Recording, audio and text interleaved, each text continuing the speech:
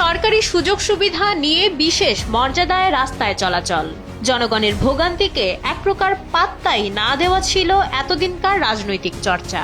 প্রথাগত এই চর্চার বিপরীতে গিয়ে এক অনন্য চমক দেখালেন সদ্য দায়িত্ব নেওয়া প্রধানমন্ত্রী তারেক রহমান।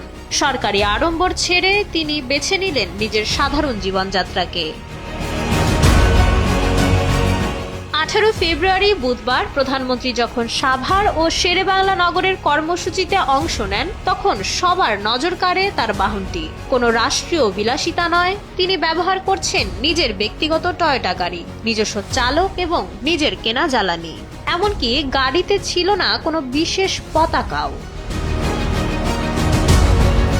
কেবল গাড়ি নয়, সাধারণ মানুষের ভোগান্তি কমাতে প্রধানমন্ত্রী কাঁচি চালিয়েছেন নিজের প্রোটোকল বা গাড়ি বহরেও। আগে যেখানে 13 থেকে 14টি গাড়ি থাকতো, এখন তা নামিয়ে আনা হয়েছে মাত্র 4টিতে। উদ্দেশ্য একটাই, ভিআইপি মুভমেন্টের কারণে যেন রাজধানীবাসীকে ঘন্টার পর ঘন্টা যানজটে আটকে থাকতে না হয়। জনদুর্ভোগ কমাতে মন্ত্রিসভার বৈঠকের ভেন্যুও বদলে দিয়েছেন তিনি। এখন থেকে প্রধানমন্ত্রীর কার্যালয়ের বদলে বৈঠক হবে সচিবালয়ে। এতে মন্ত্রীদের যাতায়াতের ঝক্কি কমবে, বাঁচবে সাধারণ মানুষের মূল্যবান সময়। এমনকি রাস্তায় দাঁড়িয়ে থেকে পুলিশি ডিউটি করার যে পুরনো প্রথা, তাও বন্ধের নির্দেশ দিয়েছেন তিনি।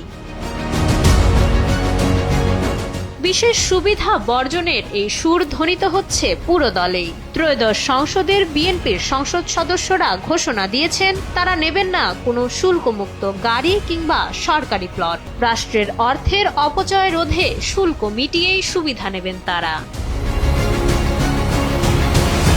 রাজনীতির প্রথাগত সংস্কৃতির এই ইতিবাচক পরিবর্তন কতদিন স্থায়ী হবে তা নিয়ে জনমনে সংশয় জাগে। তবুও নতুন সরকারের এসব জনকল্যাণমুখী পদক্ষেপে আশাবাদী নগরবাসী। মাইশা মালিহা, সময়ের আলো।